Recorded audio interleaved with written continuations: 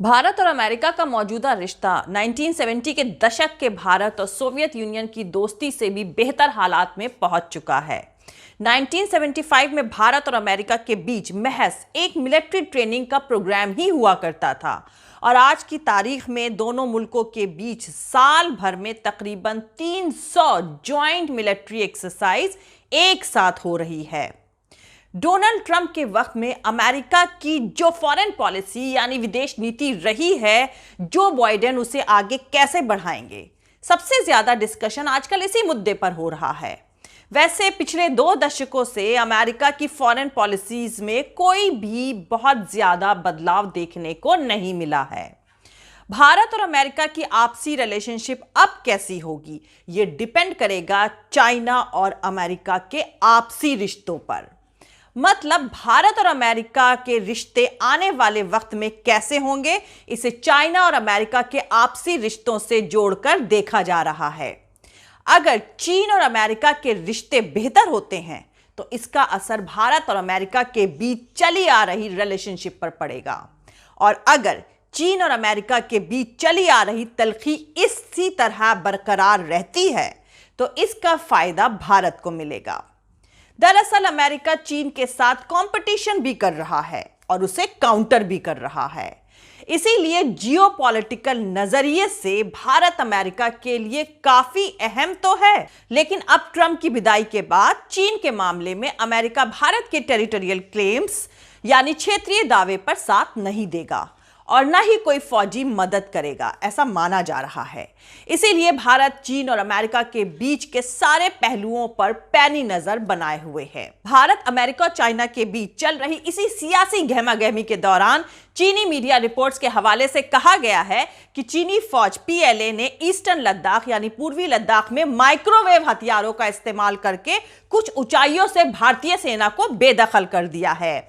Media reports में चीन की रेनमिन यूनिवर्सिटी में इंटरनेशनल मामलों के प्रोफेसर जिन कैनरॉन्ग के हवाले से कहा गया है कि चीन की पीपल्स लिबरेशन आर्मी ने 2 हिल टॉप्स पर फिर से कब्जा करने के लिए इन पहाड़ियों को माइक्रोवेव ओवन में तब्दील कर दिया था और इन ऊंचाइयों पर मौजूद भारतीय सैनिकों पर डायरेक्टेड एनर्जी वेपन्स DEW का इस्तेमाल किया।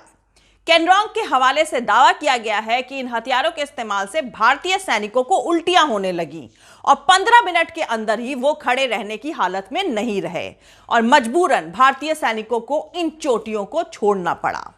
इसके बाद PLA सैनिकों ने इन पर फिर से कब्जा कर लिया। उन्होंने ये भी कहा है कि इस दौरान PLA सैनिकों को गोलियां नहीं चलानी पड़ी और इस तरह से भारत और चीन के बीच मौजूद फायरिंग नहीं करने के एग्रीमेंट का पूरी तरह से पालन भी हुआ है। कैनरॉन्ग के हिसाब से यह इंसिडेंट 29 अगस्त का है। उनका कहना है कि चीन और भारत दोनों ने ही अलग अलग वजहों से इस घटना पर बात करना ठीक नहीं समझा, जबकि भारतीय सेना ने इन दावों को पूरी तरह से खारिज किया है।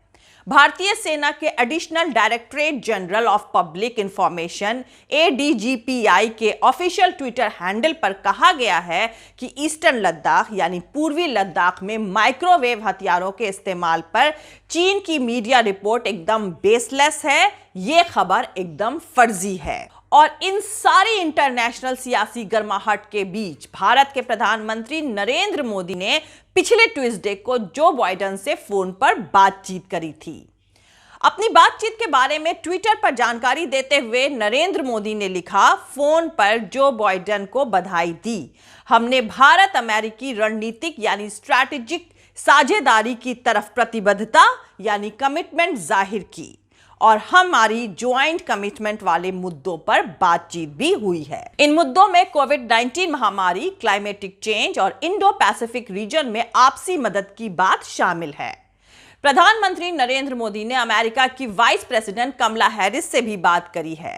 माना जाता है नरेंद्र मोदी के डोनाल्ड ट्रंप से रिश्ते काफी अच्छे रहे थे और इसको देखते हुए कयास लगाए जा रहे थे कि जो बाइडेन के साथ नरेंद्र मोदी के रिश्ते कहीं ज्यादा फॉर्मेलिटी भरे होंगे।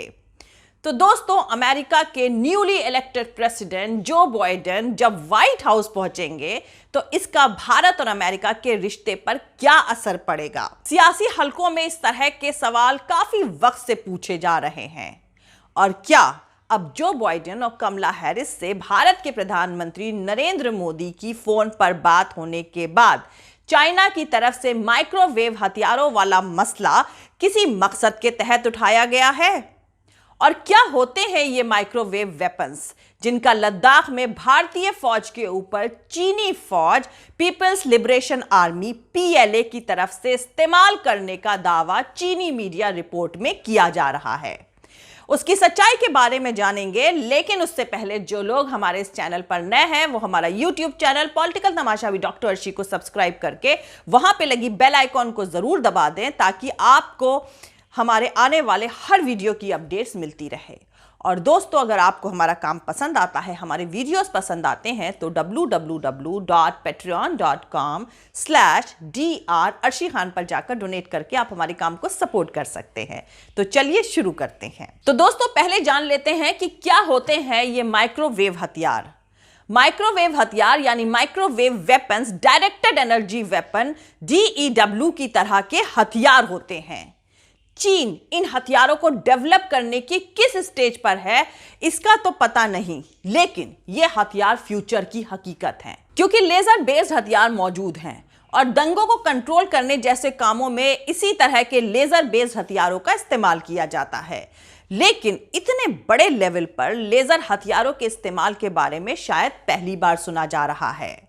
वैसे 19वीं सदी के आखिरी में DEW को लेकर खोजबीन की शुरुआत करी गई थी और 1930 में रेडार की खोज के साथ इस डायरेक्शन में अहम कामयाबी हासिल हुई थी। इलीन एम वॉलिंग की किताब high power microwaves strategic and operational implication for warfare में इस बारे में तफसील से बताया गया है। कभी डायरेक्टेड एनर्जी को साइंस फिक्शन के तौर पर देखा जाता था, लेकिन अब यह हकीकत बन चुकी है। हालांकि डायरेक्टेड एनर्जी स्पेक्ट्रम के हाई पावर माइक्रोवेव टेक्नोलॉजी पर डिस्कशन अब तक कम ही हुआ है। डायरेक्टेड एनर्जी वेपन ऐसे हथियार होते हैं जो कि बेहद फोकस्ड एनर्जी के साथ अपने टारगेट को तबाह कर देते हैं। इन फोकस्ड एनर्जी में लेजर माइक्रोवेव और पार्टिकल बीम शामिल हैं। इस टेक्नोलॉजी के एप्लीकेशंस में ऐसे हथियार शामिल हैं जो कि सैनिकों, मिसाइलों और ऑप्टिकल डिवाइसेस को निशाना बनाते हैं। पारंपरिक हथियारों के मुकाबले डायरेक्टेड एनर्जी वेपन्स कहीं ज्यादा असरदार साबित हो सकते हैं।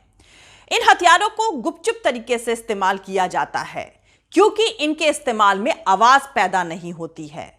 इसके अलावा लेजर लाइट स्पीड पर चलते हैं और ऐसे में ये स्पेस वॉरफेयर में काफी फायदेमंद साबित होते हैं। लेजर या माइक्रोवेव आधारित हाई पावर DEW दुश्मन के ड्रोन्स या मिसाइलों को भी बेकार कर देते हैं। इस तरह के हथियार आज के दौर में मुमकिन है और इन्हें नॉन कॉन्टैक्ट वॉरफेयर कहते हैं, जिसमें आप आर्टिलरी शेल, बुलेट्स, टैंक के राउंड यूज नहीं करते हैं।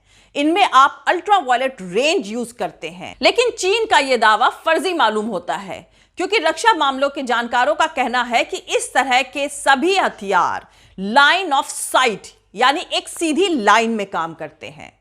पहाड़ी इलाकों में इनका इस्तेमाल करना बहुत मुश्किल है, यानी चीनी मीडिया रिपोर्ट बिल्कुल लॉजिकल नहीं है और ज्यादातर जानकारों का मानना है कि चीन की पीपल्स लिबरेशन आर्मी PLA का लद्दाख में माइक्रोवेव हथियारों का इस्तेमाल किए जाने वाली खबर एक चीनी प्रोपेगेंडा से ज्यादा और कुछ नहीं है। तो दोस्तों, अब जबकि भारत के प्राइम मिनिस्टर नरेंद्र मोदी की जो बाइडेन और कमला हैरिस से फोन पर बातचीत हो चुकी है, तो जान लेते हैं कि क्या जब जो बाइडेन व्हाइट हाउस पहुंचेंगे तो इसका भारत और अमेरिका के रिश्ते पर जो असर पड़ने का अंदाजा लगाया जा रहा है उसमें कोई बदलाव आएगा। तो दोस्तों, जैसा कि आप सब जानते हैं कि रूस के बारे में अमेरिका में ज्यादातर लोगों का मानना है कि 2016 में सोशल मीडिया के जरिए रूस ने डोनाल्ड ट्रंप की चुनाव जीतने में मदद करी थी। जानकारों का यह भी मानना है कि रूस के साथ जो बाइडेन के रिश्ते बहुत अच्छे नहीं रहेंगे। हालांकि ट्रंप ने कई यूरोपियन मुल्कों की आलोचना करी है, उन्हें क्रिटिसाइज किया है, नेटो की आलोचना करी है, लेकिन जो बाइडेन यूरोप के साथ अपने रिश्ते बेहतर रखेंगे ऐसा माना जा रहा है। और इसकी झलक देखने को तब मिली जब जो बाइडेन ने इलेक्शन में जीत हासिल करने के बाद सबसे पहले फोन ब्रिटेन, फ्रांस और जर्मनी के प्रीमियर यानी मुखियों को किए थे। वो चीन के खिलाफ यूरोपीय मुल्कों को अपने साथ लाने की कोशिश करेंगे, ऐसा कहा जा रहा है। इसी साल 15 अगस्त को जो बाइडेन ने अपने संबोधन यानी अपनी स्पीच में भारतीय अमेरिकी लोगों के साथ खड़े होने की बात भी कही थी। उम्मीद की जा सकती है कि बाइडेन हैरिस एडमिनिस्ट्रेशन में कहीं ज्यादा भारतीय अमेरिकियों को जगह मिलेगी। वैसे डोनाल्ड ट्रंप और नरेंद्र मोदी की आपसी केमिस्ट्री के बावजूद हकीकत यही रही है कि ट्रेड के मामले में भारत के साथ अमेरिका के रिश्ते बहुत आगे नहीं बढ़ पाए। वैसे वसीम बरेलवी साहब का एक शेर है जो इस वक्त मुझे याद आ रहा है, रात तो वक्त की पाबंद है ढल जाएगी, देखना यह है कि चिरागों का सफर कितना है। जय हिंद, सत्यमेव जयते, अल्लाह हाफिज। दोस्तों, हमारा पूरा वीडियो और दूसरे और वीडियोस देखने के लिए हमारा YouTube channel political Tamasha with doctor Arshi को सब्सक्राइब करके वहां पे लगी बेल आइकॉन को जरूर दबा दें ताकि आपको हमारे आने वाले हर वीडियो की अपडेट्स मिलती रहे। और दोस्तों, अगर आपको हमारा काम पसंद आता है, हमारे वीडियोस पसंद आते हैं तो www.patreon.com/dr अर्शी खान पर जाकर डोनेट करके आप हमारे काम को सपोर्ट कर सकते हैं। दोस्तों, अगर आपको हमारा वीडियो पसंद आता है तो लाइक और शेयर करना हरगिज नहीं भूलें। आप हमें फॉलो भी कर सकते हैं हमारे ट्विटर, इंस्टाग्राम और फेसबुक पेज पर। मेरा ट्विटर हैंडल है @arshi_aziz Khan। थैंक यू, मिलते हैं अगले वीडियो में।